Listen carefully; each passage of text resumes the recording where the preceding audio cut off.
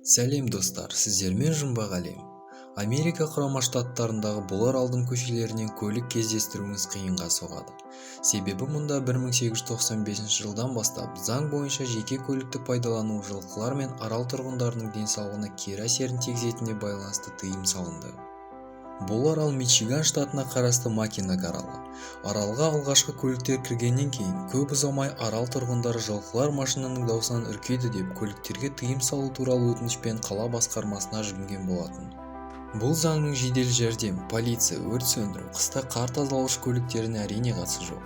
Бүгінгі таңда мұндағы ең көп таралған көлік құралдары велосипед пен ат-арбалар. Қаланың басым бөлігін саябақтар мен ормандар құрайды. Сондықтан аралда туризм жақсы дамыған. Ал жалпы мұнда 500-ге жуық адам, шамамен 120 отбасы тұрып жатыр.